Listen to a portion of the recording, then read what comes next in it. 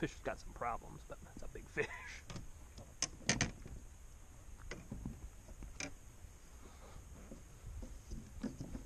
Herpetosis or something.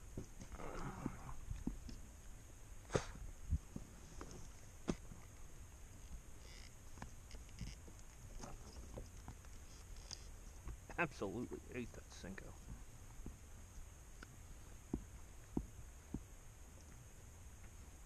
That's where the Senko is. Of course.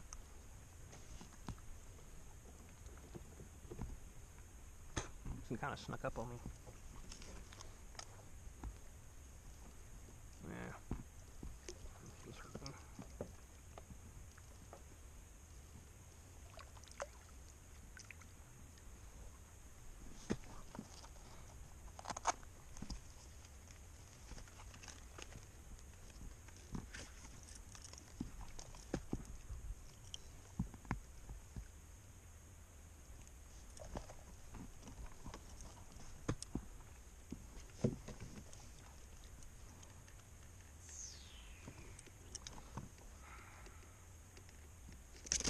Hold on, buddy. I'm trying to get the damn thing out of you. Hold on. Great, thanks. Asshole fish.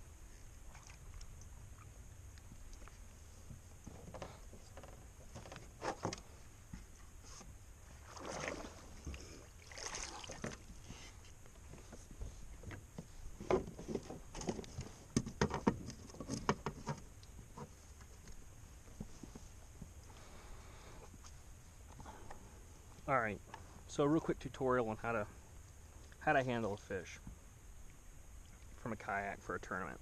So you've landed him. Next thing, once you got him off the hook, throw him on the fish grips. In fact, I'd throw him on the fish grips before you even get him on the hook, or before you even take the hook off. So that way he's secure, especially when you got a good, pretty decent fish like this. Alright, let's get him back in the water. So as soon as you can get him back in the water, the better. And they'll just calm down once you get him in the water.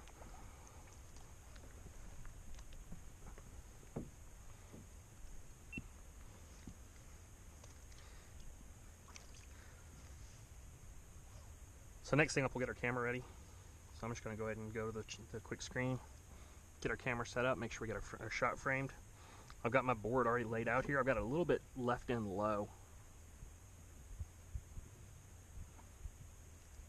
Go ahead and take a quick picture just to reset everything. Alright, let's go ahead and get this guy in.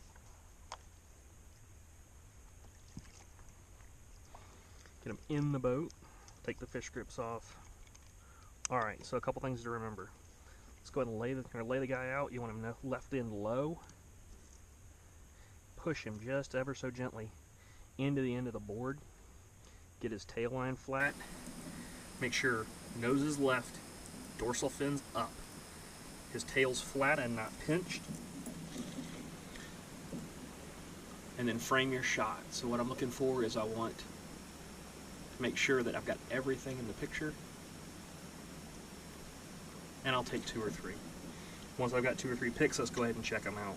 So, I don't like how this pick's oriented. It's oriented vertically. I'm going to go retake it, but that's just personal preference. It's a legal pick. Oops. Don't want to do that.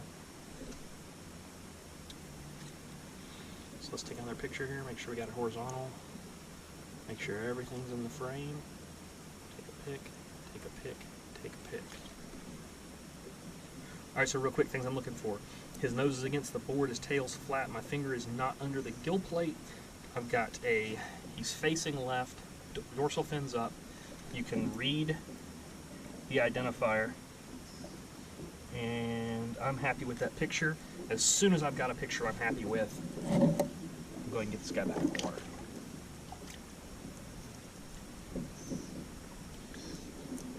So, a couple of real quick takeaways. You know, have a bump board ready, or have a set of fish grips ready to go,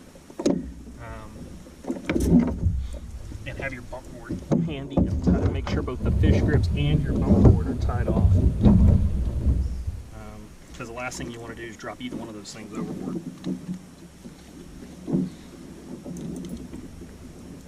Next thing is as soon as you get the fish in the boat, get him on the grips. Get him back over the side, get him back in the water, let him relax.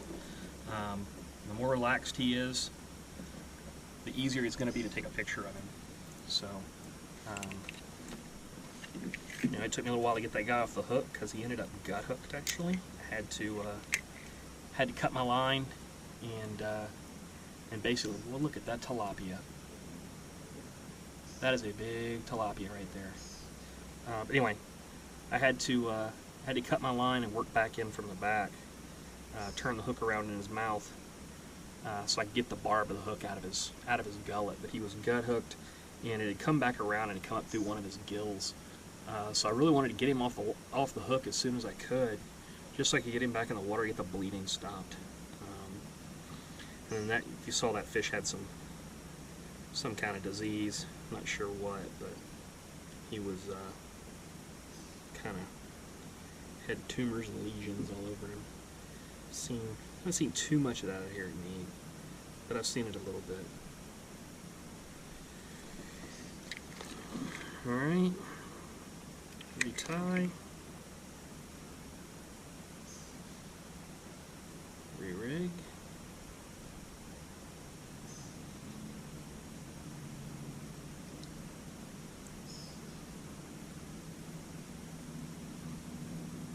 And I've still got a bunch of little bass swimming around in here, so let's see if I can pick another one here. It's a little bit better than the next one I did on that one.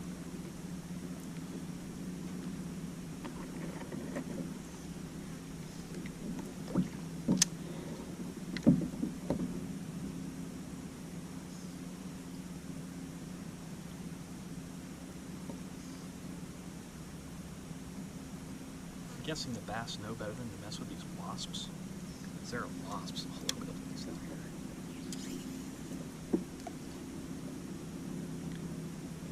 Nice bass really right there.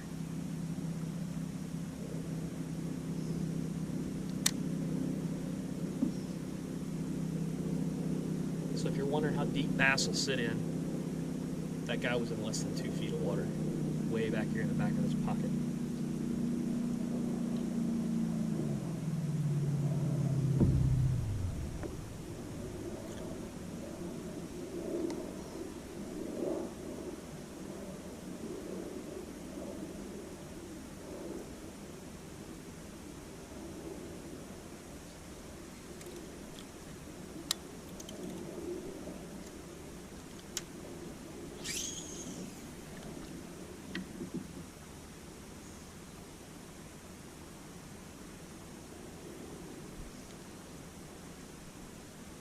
Play for one of those wasps.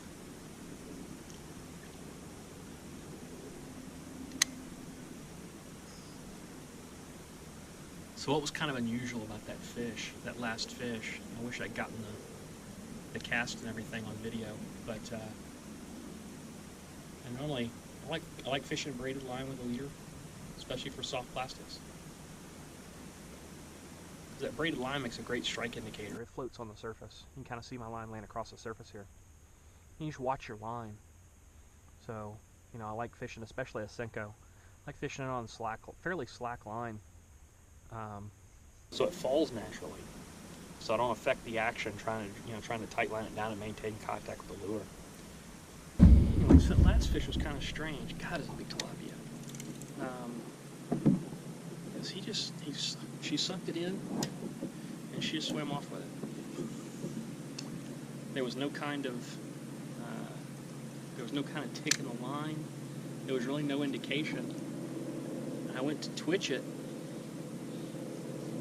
just kind of went to twitch the worm, and felt the fish on the other end. I was like, uh-oh. So at that point, it was reel it up the slack, and set the hook. And that was part of the reason she was kind of gut hooked, was that she just she swam off with it. Said never saw the line move, never really saw any indications of a strike. Just all of a sudden there was a fish on the end. I'm not complaining, but yeah, I would have liked to have known it a little bit sooner, and not torn that fish up as bad. But sometimes things happen.